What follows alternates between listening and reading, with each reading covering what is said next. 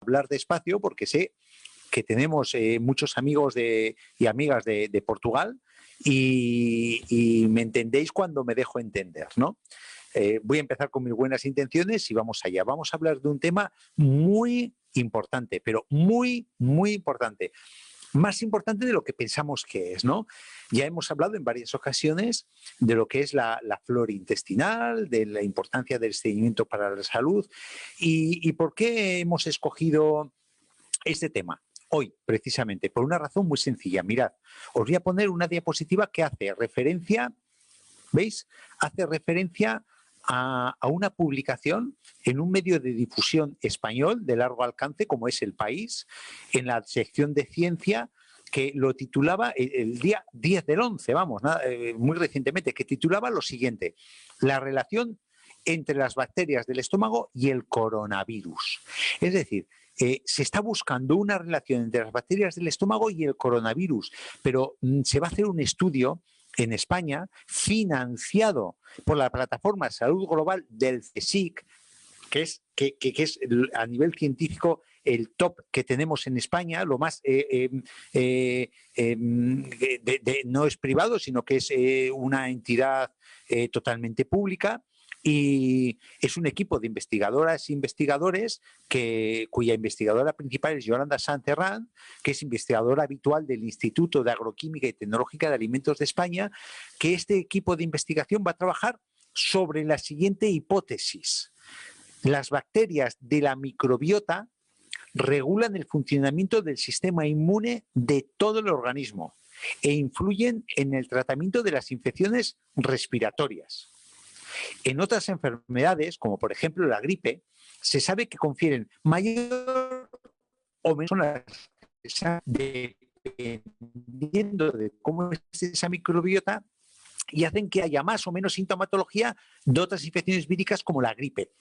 Además, cuando hay una vacuna, en este caso la vacuna gripal, cuando hay una buena microbiota, mejoran las respuestas de la persona que recibe la vacuna a la vacuna de inmunización. Y se preguntan, este equipo de investigadoras e investigadores, ¿en el COVID-19 podría ser así? Ojo al dato, lo que estamos hablando. O sea, la institución científica más grande de este país va a financiar este tipo de investigación, la relación de un equilibrio de la microbiota con el coronavirus, con mayor o menor incidencia sintomática o afección del coronavirus en las personas. Pero claro, no es un barrunte que haya dado a una persona y dice, oye, vamos a ver si esto funciona. No. Hay unas investigaciones previas, como una hecha en la Universidad de Westlake en China, en la que se concluye que las bacterias de este año, evidentemente, que ha sido publicada ya en una revista científica de prestigio, que concluye que las bacterias del intestino pueden ser la base de predisposición de las personas normales al coronavirus con síntomas graves. Es decir, que a peor microbiota, peor equilibrio de la flora intestinal, más graves son los síntomas.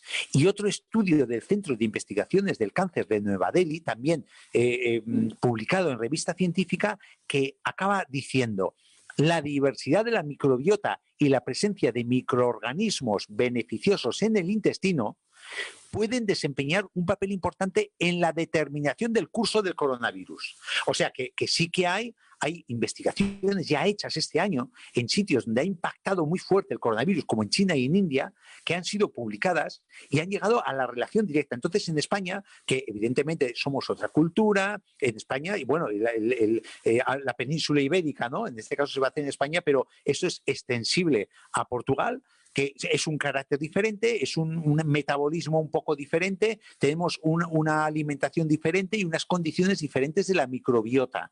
Entonces, ¿existe también esa relación?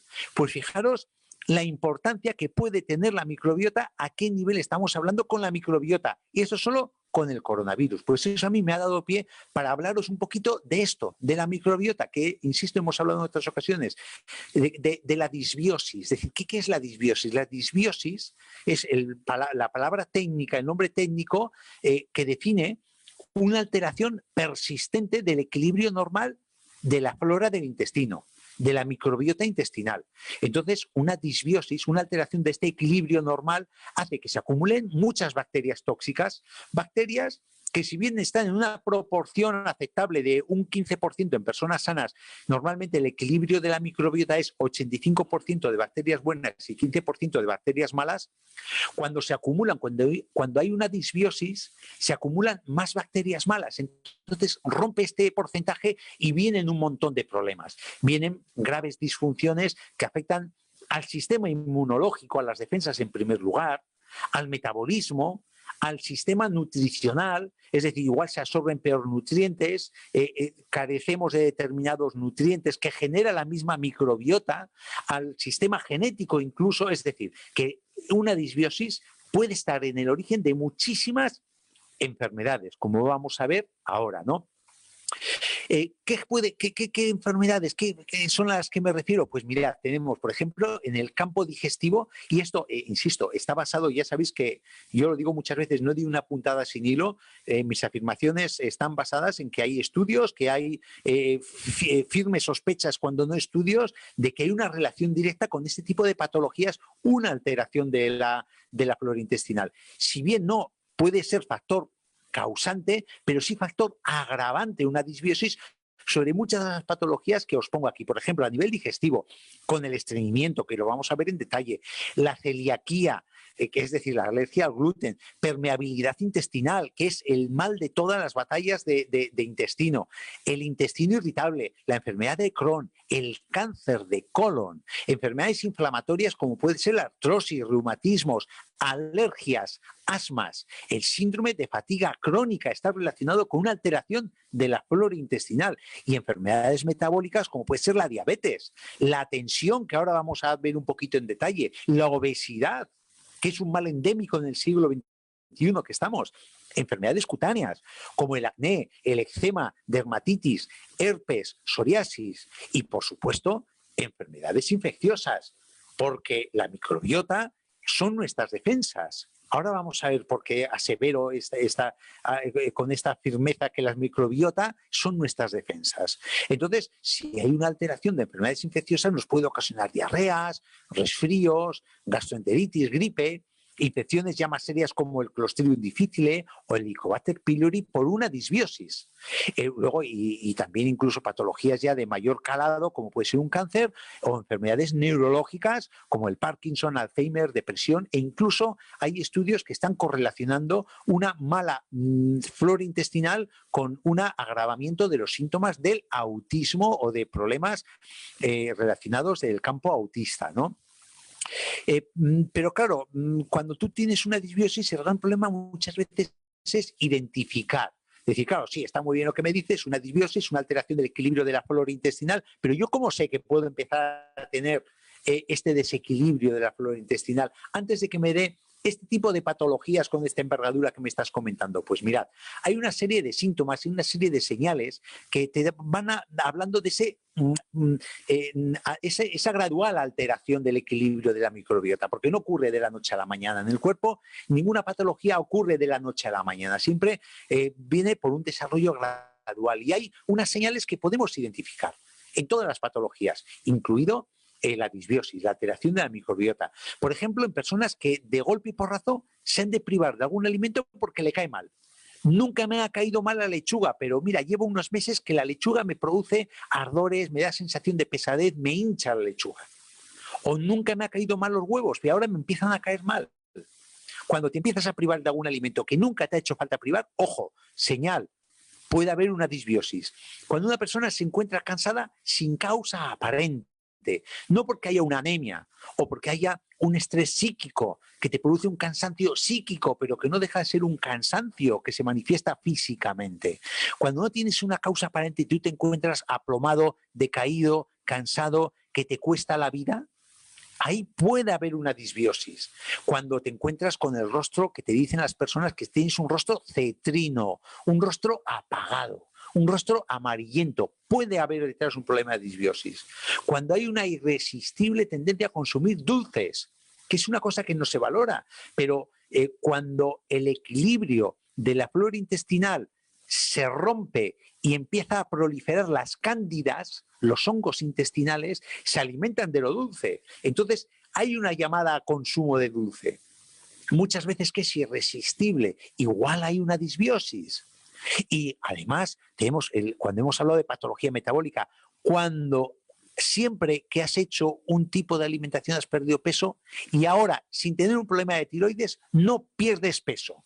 Es decir, vaya hombre, estoy atascado, me porto muy bien con la dieta, hago caso a lo que me dice mi médico, mi médica, mi dietista y no pierdo peso.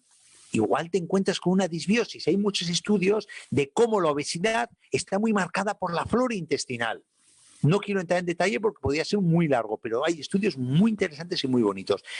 O la presencia de síntomas como náuseas, pérdida de apetito, hinchazón de vientre, sabor de boca desagradable, eructos, dolor abdominal, distensión abdominal, que parece que estás embarazado. Son señales que tienes que tener en cuenta como posible disbiosis y tener en cuenta para regular esa disbiosis. ¿Causa de la disbiosis? Bueno, hay muchas. Puede ser causas, pues hombre, evidentemente por el genotipo, por la genética que tiene una persona, puede estar orientado a tener una u otra flora intestinal. La vía de nacimiento, si es parto vaginal o es parto por cesárea, también influye, pero sobre la edad, evidentemente a una determinada edad hay una flora intestinal diferente que a otra determinada edad, ¿no? Pero lo que realmente nos puede tirar por tras de un equilibrio intestinal de la microbiota puede ser la contaminación, sobre todo la contaminación que nos viene por la boca, la que ingerimos, por ejemplo, la que está en los químicos agrícolas, los pesticidas, los herbicidas, esas porquerías que tomamos muchas veces con los alimentos sin ser conscientes que estamos tomando esas porquerías. Pero ya no solo la contaminación en los alimentos, una mala alimentación. La presencia de alimentos procesados, alimentos que yo llamo alimentos chatarra, alimentos basura, ¿no? Son esos precocinados, esos alimentos industriales que están hechos con nutrientes muertos, que digo yo con cariño, ¿no? El estrés te puede desencadenar, el estrés te altera la inmunidad, te altera la microbiota y vienen muchas consecuencias patológicas para el organismo. La toma de medicamentos. Ojo, no hablo cuando tomas un medicamento, sino sobre todo cuando abusas de los medicamentos y eso muchas veces que nosotros ya sin una prescripción médica vamos a la farmacia y como en su momento me fue bien este antibiótico, me voy a tomar otra vez este antibiótico y me resfrío. Tengo un resfriado vírico y como me fue bien, me voy a volver a tomar el antibiótico, sin una prescripción médica. Estamos machacando la flora intestinal. Y no solo antibióticos, hay otra serie de medicamentos como antiinflamatorios, como analgésicos, que cuando se usan sin una prescripción médica nos puede alterar la flora intestinal. ¿Por qué cuando se usa sin una prescripción médica? Porque cuando se usan con prescripción médica, la médica o el médico te dice cuántos días lo tienes que tomar. Y con conocimiento de causa, se limita el uso a 4 o 5 días que son los necesarios, pero no estar como el muñequito de la Duracell tomando ya durante meses ese medicamento que me ha ido bien. Lo tomo por si acaso. Son errores que te alteran la flora. O, por ejemplo, el agua clorada, el cloro del agua, evidentemente el cloro mata muchas bacterias y muchos elementos víricos que pueden enfermar la salud, pero cuando está excesivamente clorada también te mata lo bueno que tú tienes en tu cuerpo, ¿no? En definitiva, cuando tú tienes una disbiosis, una alteración de la flora intestinal, el organismo por dentro se empieza a pudrir. Ahora vamos a ver por qué.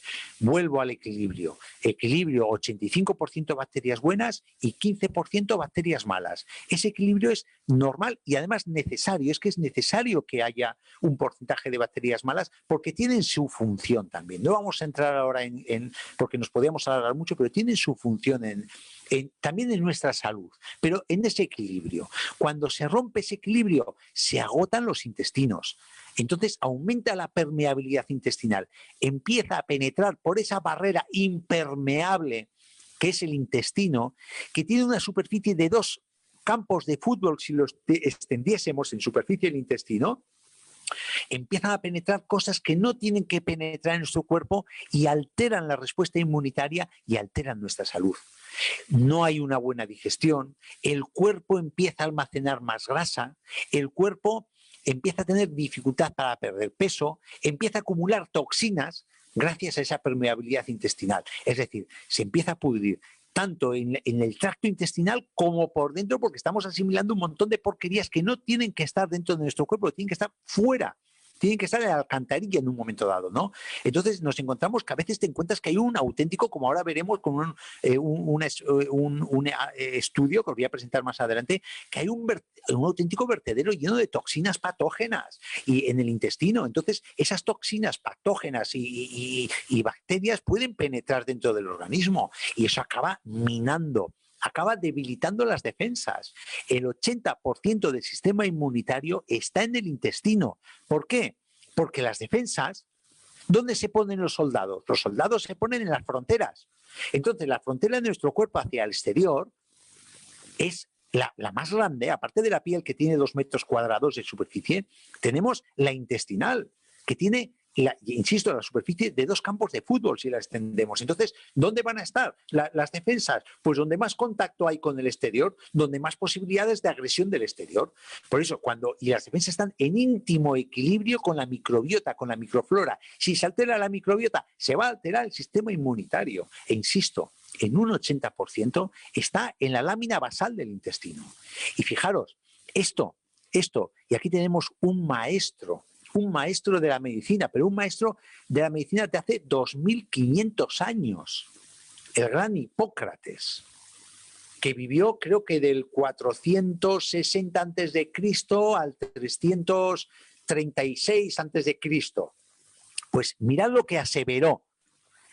Esto lo pongo con comillas porque son palabras textuales de la traducción de sus textos, ¿no? Con toda probabilidad, la fuente de las enfermedades no debe encontrarse en ningún otro lugar que no sean las ventosidades o flautulencias, que son las hinchazones de vientre, dependiendo si son por exceso o por defecto, o bien, ojo, o bien, que lo pongo en rojo, si entran en el cuerpo en demasía o impregnadas con miasmas mórbidos. O sea, es que está definiendo lo que estamos hablando, pero está definido hace 2400 años atrás.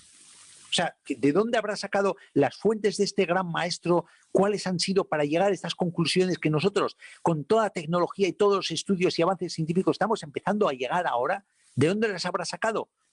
Para mí es un misterio. Son personas como el Einstein actual, ¿no? Pero por eso es un maestro, ¿no? Pero esto ya lo estamos hablando de hace 2400 años. Lo que pasa es que muchas veces no queremos hacer caso a los grandes maestros, ¿no? Entonces, ¿qué afección? Por ejemplo, una afección que se está viendo cada vez más de una disbiosis, de una alteración de la flora intestinal, es la afección del sistema nervioso central, nuestro cerebro. ¿Por qué? Porque el intestino siempre se ha dicho que es el segundo cerebro, porque tiene más de 200 millones de neuronas en el intestino, controlando todo el proceso digestivo e intercambiando información de ese segundo cerebro con nuestro primer cerebro, el sistema nervioso central. Tened en cuenta que, por ejemplo, a nivel intestinal se produce el 90 o 95% de la serotonina que produce nuestro cuerpo, que la serotonina es la hormona de la felicidad.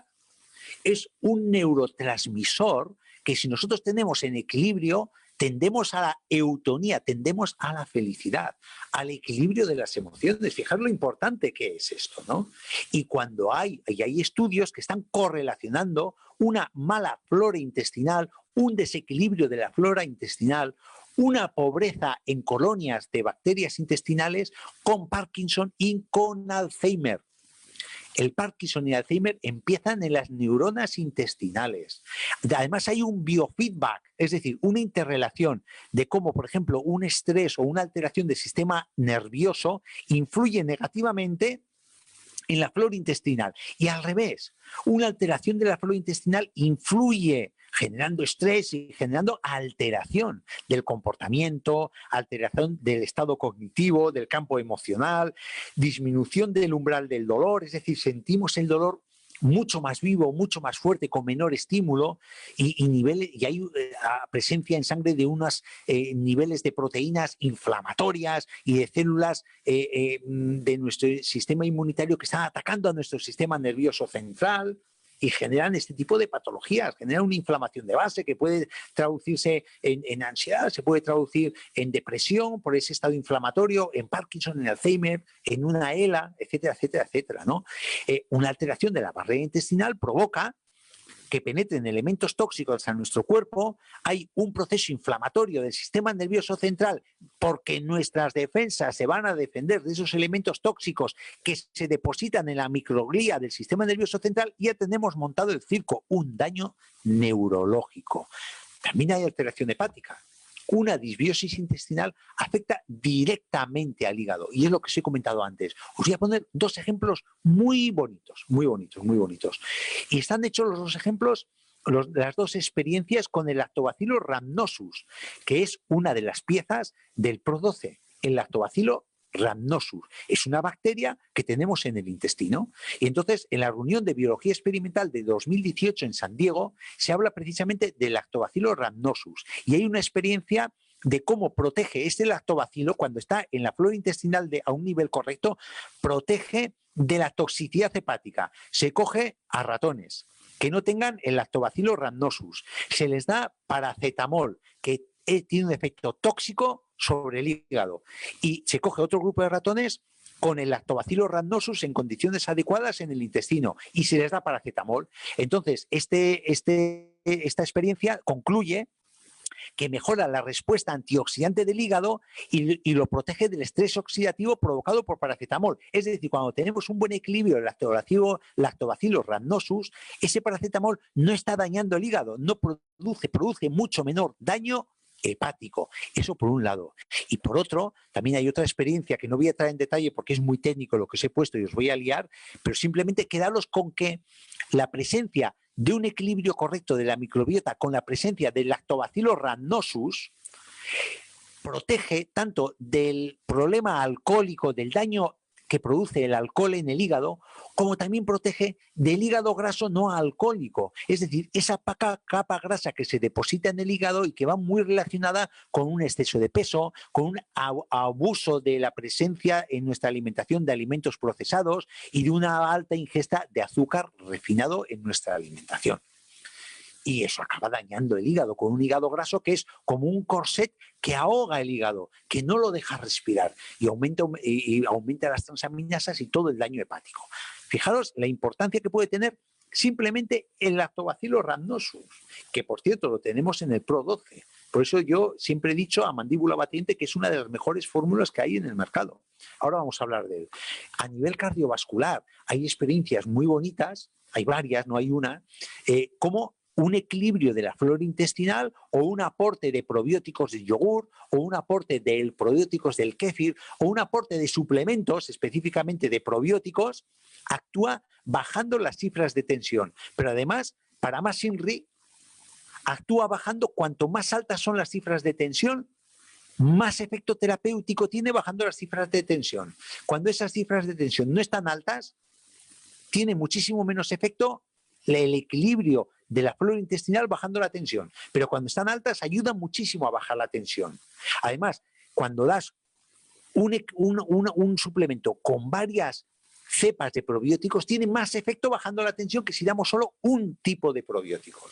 Es muy interesante esto, pero ya no solo se concluye en estos estudios que baja la tensión, sino que mejora el equilibrio microbiano cuando damos un buen suplemento para bajar la tensión, mejora la permeabilidad intestinal, mejoran los niveles de endotoxinas, mejora la inflamación del sistema nervioso central, o sea, ya es una cadena, pero a mejor, ¿no? Regula el eje de microbiota-cerebro, el aportar esto que influye sobre la tensión arterial. ¿Qué estrategias podemos tener cuando nosotros somos conscientes que tenemos una disbiosis? O cuando el profesional de la salud o la profesional de la salud dice, oye, bajo, que tú estás mal, ¿no? Entonces, los síntomas, ya os he comentado, de sospecha de disbiosis son problemas digestivos. Sobre todo lo que más consciente vamos a hacer es porque tenemos problemas digestivos tipo diarrea, hiperacidez, hinchazón, dolor de estómago, digestión pesada, digestión lenta, o bien también incluso hasta estreñimiento. Tenemos una opción, tenemos dos opciones. Una, el uso de tratamientos como tipo antiespasmódicos, laxantes porque voy estreñido, antiácido porque tengo hiperacidez, hipnóticos porque esa disbiosis me está provocando insomnio, pero y que pueden ser de farmacia o pueden ser naturales, me da igual, pero no dejamos de hacer un parcheo. ¿Por qué? Porque estamos eliminando una sintomatología que a nosotros nos está advirtiendo que tenemos una alteración en el equilibrio de la flora. Entonces estamos camuflando los síntomas y esto hace que se alargue más el tiempo, pasa más tiempo sin tratar de raíz el problema. Entonces, esta estrategia para mí es la estrategia errónea. Lo que tenemos que intentar es solucionar el problema de raíz. Cuando los parches no son eficientes, al principio estos parches sí que pueden ser eficientes, te quitan los síntomas, pero como esto va a ir a más, llega un momento que esos parches son ineficaces. Entonces ya dices, joroba, ya eres más consciente, igual cambio de alimentación. Pero ¿y si ya es tarde? ¿Y si ya tienes tal deterioro que ya no puedes recuperar ese equilibrio de la flora intestinal? Entonces ahí tenemos personas que están intentando mantener una vida saludable, pero no acaban de recobrar nunca la salud. Entonces no hay que llegar a estos extremos cuando seamos conscientes que tenemos ya un problema de disbiosis, de alteración. Y para empezar, no solo es tener el consumo de un buen simbiótico, es decir, que tenga probióticos y prebióticos, que ahora vamos a ver lo que son, sino que, en primer lugar, tenemos que hacer un cambio de la alimentación. Y ese cambio de la alimentación nos lleva a, primero, tener una buena dieta mediterránea. Segundo, tener unas actitudes antiestrés o tener las armas para manejar el exceso de estrés. En tercer lugar, el consumo de alimentos fermentados, alimentos tipo chucrut, kéfir, tempeh, natto, tofu, yogur, encurtidos. Son alimentos que nos aportan muchos prebióticos y muchos probióticos. Y si son caseros como tipo kéfir, mejor todavía. Y si son encurtidos, mejor todavía. Luego, eliminar el azúcar de la alimentación. El azúcar es un auténtico cáncer para el metabolismo y para el estado de la salud. El azúcar refinado es un caldo de cultivo muy bueno para levaduras, para cándidas. Entonces, como tú le eches un abono a las esporas de cándidas que tienes, que todos tenemos en el intestino, todos tenemos, están en equilibrio, pero claro, si favoreces su desarrollo con un exceso de consumo de azúcar, entonces se van a proliferar más, nos van a romper ese 85-15% de equilibrio y vamos a empezar a tener gases, flautulencias, la sintomatología que estamos comentando. Y consumir en la medida que sea posible. Igual en Madrid es más complicado, o en las grandes capitales, pero en los pueblecitos medianos, como puede ser Motril, los pueblecitos más pequeños, intentar consumir alimentos ecológicos, alimentos de proximidad, alimentos de temporada, porque serán los que menos contaminantes químicos tengan. Y entonces vamos a tener menos contaminantes químicos en contacto con los intestinos, estropeando ese equilibrio de la microbiota, ¿no? Y luego, por último, la toma puntualmente, cada caso es diferente, la toma que tiene que hacer de un buen simbiótico tipo Pro12, que ya lo habéis probado todos vosotros, ¿no? Probióticos, ¿qué son los probióticos? Porque estoy hablando de probióticos, mucho hablar de probióticos, pero no he dicho que son los probióticos. He dejado caer lo que son los probióticos, que son las bacterias intestinales que forman parte de ese sistema inmunológico. O sea, no ya son invitados a la fiesta, sino que su equilibrio depende del equilibrio del sistema inmunológico y a su vez el equilibrio de nuestro sistema inmunológico depende del equilibrio de esas bacterias intestinales. Es casi como si fueran un órgano en sí, ¿no? Y desempeñan un rol crucial en innumerables aspectos de la salud, como estamos viendo y ahora os voy a detallar, ¿no? Controla el desarrollo de bacterias causantes de enfermedades al competir. Con las bacterias malas compiten tanto en el espacio del intestino como en la alimentación. Entonces, cuanto más probióticos tengamos, pues menos espacio vamos a dejar para el desarrollo de las bacterias patógenas, ¿no? Estos probióticos están involucrados pues, en reacciones químicas enzimáticas en el aparato digestivo que nosotros no tenemos esos enzimas para hacer la digestión. O sea, nos ayudan a hacer la digestión, nos ayudan a fermentar los alimentos, nos ayudan a sacar los nutrientes de esos alimentos. Entonces, mal vamos si no tenemos esas bacterias que nos van a ayudar a que descompongamos los alimentos y los asimilemos perfectamente. Además, no solo es eso, sino que el metabolismo de esas bacterias generan lo que llaman metabolitos bacterianos que también tienen otro impacto beneficioso para la salud, como son los ácidos grasos de cadena corta, que actúan, por ejemplo, sobre la depuración hepática, actúan nutriendo las células del intestino y esos son metabolitos que salen también de las bacterias. O sea que nos doble beneficio tanto de su acción digestiva como de los productos supuestamente de desechos que penetran en nuestro cuerpo y son necesarios para nuestra salud. No es que nos ayude, son necesarios. Favorecen la función hepática, como hemos visto, favorecen el equilibrio de la tensión arterial, esos metabolismos bacterianos favorecen también el equilibrio del sistema nervioso central. En el colon, solo en el colon, el intestino grueso, hay 100 billones de microorganismos. Fijaros, 10 veces más que células tenemos en el organismo. O sea, ¿qué somos nosotros? Somos un auténtico simbionte, somos un ser simbionte que piensa. Es una cosa muy curiosa que da pie a muchas páginas de filosofía científica, ojo, que tienen más trascendencia de lo que parece lo que os estoy diciendo a nivel de entender el ser humano, ¿no? Pesa 2 kilos. Toda la microbiota que tenemos en el intestino grueso, tenemos 2 kilos de peso. Tened en cuenta, el cerebro pesa solo 1,5 kilos. El equilibrio es el que hay y como es lo que hay, lo que tenemos que hacer es nutrirlas y resembrarlas. De vez en cuando hay que darles un auténtico repaso por los malos hábitos que tenemos. Y entonces conseguiremos que esa microbiota, que está equilibrada, está contenta, está a gusto, está feliz, porque le estamos dando prebióticos, la estamos mimando, no la estamos agrediendo, entonces actuarán modulando la respuesta inmunológica, es decir, cuando el sistema inmunitario se vuelve loco y genera una respuesta autoinmune, una respuesta alérgica, pues baja esa actividad y también activan la respuesta inmune cuando está decaída, cuando estamos anérgicos, cuando nuestro sistema defensivo está muy pobre, que no responde a las infecciones, pues la levantan, lo activan cuando está en equilibrio, ayuda a producir, como ya he dicho, vitaminas, a absorber minerales, ayudan a depurar de pesticidas a nivel hepático, controlan el asma, disminuyen el riesgo de alergias, disminuyen la enfermedad de la caries, las enfermedades periodontales, benefician el estado de ánimo, la salud mental, promueven una pérdida de peso, ayudan el equilibrio a perder peso, lucha contra la obesidad, disminuye los problemas de comportamiento y de espectro autista, disminuye el riesgo de diabetes tipo 1, incluso tipo 2, disminuye la inflamación del organismo, rayos, es que mejora la calidad del sueño, disminuye la incidencia de cáncer de colon, protege de la desnutrición, mejora la producción de hormona de crecimiento, baja las vaginitis, baja las infecciones del pie de atleta, evita los partos prematuros. Fijaros hasta dónde está llegando la investigación científica con respecto al equilibrio de la microbiota, que evita partos prematuros, mejora las enfermedades inflamatorias intestinales, las otitis, las diarreas crónicas. En definitiva, aumentan la longevidad, nos da calidad de vida con resembrar y con de vez en cuando nutrirlas, tratarlas con cariño. Fijaros lo sencillo que es y el gran beneficio que nos aporta. Y ahora, para no dilatar mucho el tema, vamos a hablar aunque esto podríamos estar hablando de horas y horas de la microbiota, porque es inmenso el campo que se nos abre a nivel científico y de estudios por delante. Estreñimiento, vamos a hablar del estreñimiento. Mira, lo que os comentaba antes, perdón.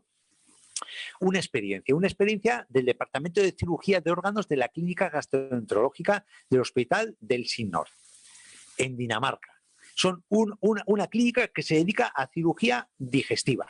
Solo, pues mirad, y esto ya ha sido publicado, el 62% de los pacientes estudiados en la clínica con cirugía tenían un colon bloqueado por capas de acúmulo de materia fecal endurecida y tóxica cargada de bacterias. ¿Sabéis lo que se encuentra? Son como auténticas gomas, pero gomas, costras, que se depositan en el intestino grueso y se depositan a veces en el intestino delgado y que inhiben la absorción, inhiben el normal funcionamiento. Y no somos conscientes de eso. 62% de los pacientes que han pasado por su bisturí. Es que se dice pronto, se dice pronto. Entonces, rayos, eso estamos hablando de un estreñimiento que se acumula ahí, se va depositando. Son como las capas de cal cuando se van remansando en un recipiente las capas de cal, ¿no? O el agua de sal que se va evaporando el agua y se va depositando la sal. Pues esto pasa con la porquería en el intestino grueso si no somos capaces de evacuarla correctamente, ¿no? Y nos provoca sensación de no solo ya de que no voy a hacer deposiciones correctamente, sino de hinchazón, dolor abdominal.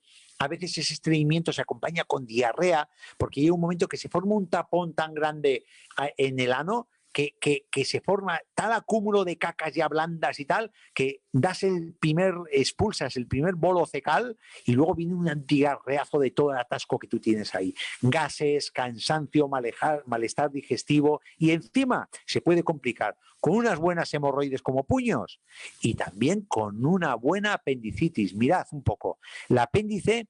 Esto es el intestino grueso. Mirad esta foto, qué bonita este dibujo, cómo está posicionado el intestino grueso en nuestro organismo. Pues esta es el apéndice. El apéndice, esto es el ano, por donde salen las cacas al exterior, el apéndice está a este nivel. Pues imaginaros, si tenemos un acúmulo de porquería, de toxicidad y de cacas, pues se aumenta la presión, se pueden meter al apéndice y nos puede provocar un auténtico marrón, una apendicitis o una peritonitis, ¿eh? Esto es lo que nos provoca el estreñimiento y tenemos que tener en cuenta esas señales de alarma, ¿no? Esas señales de alarma que nos dicen que ese estreñimiento tenemos que meterle mano, que tenemos que regularlo, porque si no nos va a llevar a mal puerto. Por ejemplo, cuando una persona no va al cuarto de baño al menos una vez al día, cuando esa persona tiene calambres o gases en exceso en el estómago, retortijones, cuando cuesta evacuar, cuando te tienes que ir al servicio, al inodoro, no con un periódico, sino con el Quijote, porque estás 3 horas sentado intentando, haciendo fuerzas, evacuar. Cuando tienes que recurrir a laxantes o a enemas, que ojo, que aunque sean naturales me da igual, pero son auténticos venenos para el intestino, porque no estamos yendo a la causa. Puede usarse puntualmente, pero no sistemáticamente. Cuando las deposiciones, aunque hagamos diariamente, son deposiciones duras, son las heces caprinas que se llaman técnicamente, son heces de cabra, son cacas de cabra. ¿Por qué? Porque son a bolitas, son un montón de bolitas chiquititas, y aunque hagas diariamente, pero si las heces son caprinas, cubiertas de mucosidad, porque tiene una irritación, esa mucosa del intestino grueso, eso es un estreñimiento también.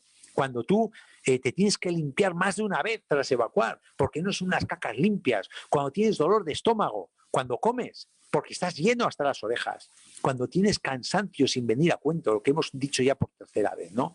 Son señales de alarma. Tened en cuenta una cosa, y con esto hilvano con el ejemplo que os he puesto de la clínica de Dinamarca. Tened en cuenta una cosa, hay un síndrome que se llama síndrome del estreñimiento oculto. ¿Qué significa esto? Que más del 80% de los pacientes que creían no tener problemas de evacuar al ir regularmente una vez al día, realmente presentaban problemas. ¿Por qué? Porque muchas veces ya complico más la cosa, no es ir una vez al día, sino cuánto tiempo pasa la comida dentro del intestino hasta que tú la evacuas. Igual tú estás evacuando una vez al día, pero estás echando lo de hace 4 días, no estás echando lo del día anterior. La comida, desde que entra por la boca hasta que sale por el ano, han de pasar 24 horas. En ese periodo la comida se descompone, la comida se rompe y se asimilan todos los nutrientes y a partir de 24 horas, pues tened en cuenta una cosa, que se empieza a putrefactar, se pudre. Entonces, esa putrefacción no tiene que ocurrir en nuestro intestino, tiene que ocurrir fuera, tiene que ocurrir en las alcantarillas. Entonces, ya no solo tenemos que pensar cuántas veces hago deposiciones al día, sino qué estoy evacuando, cómo lo podemos valorar. Muy sencillo, tú estate sin comer kiwis durante una semana, te tomas 3 kiwis y valoras cuándo sale la granilla del kiwi por las heces. Tarda un día, tarda 2 días, tarda 3 días. O lo mismo con remolacha, te tiñe las deposiciones de color rojo. O con el maíz en grano. Tú intentas comer maíz en grano en una ensalada. Previamente no has comido en 7 días, evidentemente, para que no estemos expulsando. Como no se suele masticar, pues muchas veces estás expulsando el maíz casi entero. Entonces tú comes maíz, a ver cuándo sale por las heces ese maíz. Ahí veremos si tenemos un estreñimiento oculto o no tenemos estreñimiento oculto. Por eso digo que aun evacuando regularmente los síntomas, hay síntomas de gases, inflamación y algunos de los síntomas descritos anteriormente, aún evacuando todos los días, porque igual tenemos un estreñimiento oculto, valorarlo. Y vuelvo a nuestro gran maestro, al gran Hipócrates. La muerte empieza en el colon, hace 2400 años. El intestino grueso es un elemento tonto que lo que hace es almacenar las cacas y absorber líquido. ¿Veis? Aquí está absorbiendo líquido y minerales. Entonces, claro, si tú tienes un agua que va con el proceso digestivo, con la comida que te has tomado hace 24 horas, ese agua es un agua sana, es un líquido sano. Pero cuando la comida en el intestino pasa más de 24 horas, se empieza a putrefactar, se pudre. Entonces, claro, ese agua está llena de toxinas y de elementos que tenía que estar en la alcantarilla y estamos absorbiéndolos dentro de nuestro cuerpo. Estamos convirtiendo en un auténtico vertedero, me remito a lo que he comentado al principio, un auténtico vertedero de toxinas, con todo lo que comporta para nuestra salud. Es más importante de lo que parece, tanto la flora intestinal con su disbiosis como el estreñimiento. Consecuencias, lo que estamos comentando, pasan toxinas al torrente sanguíneo, aumenta el trabajo de las glándulas sebáceas, apareciendo problemas en la piel. ¿Por qué? Porque el cuerpo intenta eliminar esas toxinas fuera a través de las glándulas sebáceas. Como penetra esas toxinas, el cuerpo intenta sacarlo por las vías respiratorias, entonces las que se transforman en gas, entonces se produce mal aliento. Muchas veces mal aliento es de que estamos intoxicados por dentro, no que hayamos comido algo y estemos haciendo una mala digestión o tengamos la boca séptica, tóxica, que también se hincha el estómago está pesado, se acumulan toxinas en adipocitos y no adelgazamos, se acumulan toxinas en articulaciones y tenemos artritis, inflamaciones, se acumulan residuos y toxinas en el sistema nervioso central y tenemos patologías neurodegenerativas. Vuelvo a lo del principio. Vuelvo a las consecuencias del principio. ¿Cómo podemos actuar? Muy bien. Lo que os he dicho, huir de laxantes químicos agresivos. Pueden ser puntual, pero no sistemáticamente. Ingerir de 2 a 3 litros de agua al día. Aumento del consumo de fibra y tener una actividad física diariamente, porque si movemos las piernas vamos a mover el bajo vientre, vamos a mover la musculatura y vamos a hacer que la comida avance en el intestino correctamente. Mínimo 3 piezas de fruta al día, mínimo 3 raciones de verdura al día, cereales integrales, el arroz integral, la pasta integral, frutos o frutas secos diariamente y la posibilidad de tomar salvados o semillas de lino en las comidas. O sea, una dieta mediterránea en condiciones, una dieta mediterránea. Tened en cuenta, ya por último, que la deposición, cuando hacemos de vientre, ha de ser un acto rápido. Nos tenemos que sentar en el inodoro y evacuar en segundos, sin esfuerzos, sin periódicos y sin quijotes. El bolo fecal ha de ser como una salchicha, liso, marrón, textura suave. Perdonad, pero es que es así. No olor repulsivo. Hombre, evidentemente huele un poquito a estiércol, pero no es un olor malo, no es un olor vomitivo, como cuando estás por dentro. Caer en una sola pieza y ni se ha de hundir como una piedra ni quedarse flotando, porque las dos cosas son malas. Y es un proceso, insisto, limpio, sin residuos anales, que con un solo paso de una esquinita de papel higiénico es suficiente para dejar el ojete en condiciones.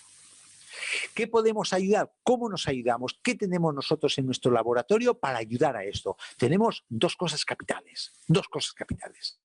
El Fiberbus, que es nuestra fibra. Además, el Fiberbus, como ya indica, es un plus de fibra. Está de moda esta fibra. El 40% es fibra de algarroba. La fibra de algarroba ahora está de moda. En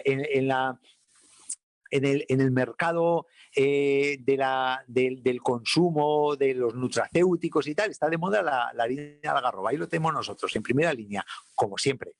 Goma guar y harina de cognac. ¿Qué tiene la algarroba? ¿Por qué es tan famosa? ¿Por qué está tan en boca de todo el mundo la algarroba como fibra, ¿no? Primero, porque tiene la lactomanano, que es un polisacárido, es un azúcar de alto peso molecular que no se absorbe en el tracto digestivo superior, no se absorbe en el intestino delgado. Entonces llega al intestino grueso y ahí sí que se fermenta y produce elementos prebióticos que ayudan al desarrollo de los probióticos de las bacterias, ¿no? Pero lo bueno que tiene el galactomanano es que es una fibra que tiene mucha capacidad de absorbe muchísima agua. Entonces, la tomas con un buen tiesto de agua, el galactomanano o la fibra de algarroba, se forma como un gel, hombre, se forma dentro del cuerpo, se forma como un gel en el tubo digestivo, se gelifica porque retiene mucha agua y aumenta la densidad y tal, entonces da sensación de plenitud, retrasa el vaciado gástrico, también dando sensación de saciedad, con lo cual para una persona que le cueste saciarse, tomarse 15, 20 minutos esto antes de la comida le ayuda a estar saciado y a comer menos compulsivamente y menos cantidad. Tiene antioxidantes que ayudan a la salud, como antociananos, flavonoides, taninos, es una proteína de origen vegetal de muy buena calidad, hidratos de carbono, vitamina del grupo A y B, minerales como zinc, potasio, magnesio, hierro, calcio. También tenemos la goma guar en el Fiber Boost, que estas son semillas de leguminosa. Ahí veis la foto de la leguminosa, que es lo mismo, es un polisacárido. En este caso no se llama galactomanano, es otro polisacárido que actúa de la misma forma, reduciendo la absorción de las grasas, reduce la absorción del azúcar, da sensación de saciedad, aumenta el tránsito intestinal, ayuda a depurar el organismo y tiene propiedades digestivas. Y a su vez también tiene harina de konjac, que es glucomanano, de la Morphophallus konjac, que tiene propiedades medicinales que se conocen, que están descritas ya en el libro Materia Médica del Shen-Nung, que se escribió en la dinastía Han, que estamos hablando, escrito entre el 206 a.C. y el 8 después de Cristo. O sea, un símil a Hipócrates. Este elemento que se conoce de toda la vida, podemos decir. Entonces tiene gran capacidad de absorber agua, se hincha, reduce los niveles de azúcar en sangre, reduce los niveles de lípidos en sangre, da sensación de saciedad y vuelvo a insistir, es un prebiótico. Metemos fibra, arrastra todo lo que tiene que arrastrar, da sensación de plenitud en el intestino grueso y ese intestino grueso dice, me tengo que mover porque estoy lleno. Y empieza el movimiento peristáltico de vaciado del intestino grueso. Esto nos ayuda en ese doble sentido. Mejora el vaciado del intestino grueso, quita el estreñimiento y a su vez nos está ayudando para no absorber elementos que no tenemos que absorber, darnos sensación de saciedad para regular la ingesta compulsiva y además es un alimento para nuestras bacterias, por eso es un prebiótico. Y luego tenemos el otro pilar, el otro gran pilar es el Pro12, que el Pro12 es un simbiótico. ¿Por qué? Porque lleva prebióticos y lleva probióticos. ¿El prebiótico qué es? Ya hemos dicho que son las bacterias que nos ayudan. ¿El prebiótico qué es? Es un ingrediente no digerible de los alimentos que tiene efectos beneficiosos para el huésped, es decir, para nosotros, porque produce una estimulación selectiva del crecimiento y o la actividad de las bacterias del colon, mejorando la salud del huésped. Eso es un prebiótico, o sea que la función la tiene sobre todo en el intestino grueso. Por eso he dicho que el galactomanano es un prebiótico, la algarroba es un prebiótico también, la harina konjac es un prebiótico también y nuestra leguminosa es un prebiótico también. Entonces, como prebiótico, el Pro12 lleva los fructooligosacáridos, que provienen de frutas, de verduras, por ejemplo, plátanos, tomate, achicoria, cebollas, espárragos, la caña de azúcar, las algas, son fructooligosacáridos, que se fermentan en el colon por las bifidobacterias, los lactobacilos, se alimentan de ese fructooligosacárido, hacen que estén a gustito, se reproducen más, enraizan más, pero también acidifica el intestino, con lo cual está reforzando el efecto barrera de los probióticos y evita que otras bacterias patógenas se desarrollen en el intestino. Entonces, por ejemplo, una de las cosas que metabolizando los fructooligosacáridos, nuestras bacterias, bifidobacterios y lactobacilos, genera ácidos grasos de cadena corta que son nutrientes para las células del intestino, para los enterocitos, para la flora intestinal, los prebióticos y también tienen efecto depurativo hepático, normalizador del metabolismo hepático. Veis que actúa a varios niveles. Es un poco lo que os he comentado antes con un ejemplo muy de los ácidos grasos de cadena corta. Y luego también el Pro12 tiene probióticos. Tiene 12 probióticos. Es, insisto, una de las mejores formulaciones de probióticos que hay en el mercado. ¿Por qué? Porque además tienen un revestimiento que hace que atraviesen la barrera del estómago con mucha dignidad. Normalmente la barrera de estómago es un mecanismo de defensa para que no entren bacterias dentro de nuestro cuerpo. Pero claro, por eso se meten tantos miles y miles de probióticos en una cápsula, porque si se te queda en la mitad en el estómago, alguno pasará, ¿no? Pero nuestro probiótico, nuestro Pro12, tiene un revestimiento que hace que pase con más dignidad, es decir, que pasen mayor cantidades de probióticos, la barrera defensiva natural que supone la acidez del estómago. ¿Cómo define la FAO? ¿Qué es la Oficina de Naciones Unidas encargada de la alimentación?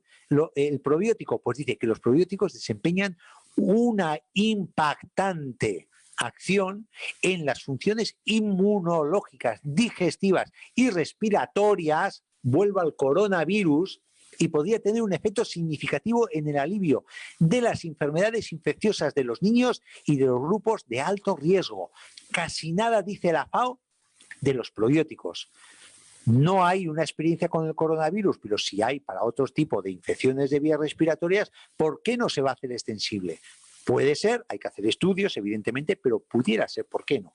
No lo tenemos por delante para tener un buen equilibrio de probióticos. Cuando el microbiota está equilibrado, hay menos nivel, está desequilibrado, perdón, hay mucho menor nivel energético. Cuando está equilibrado hay mucho mayor nivel de energía, ¿no?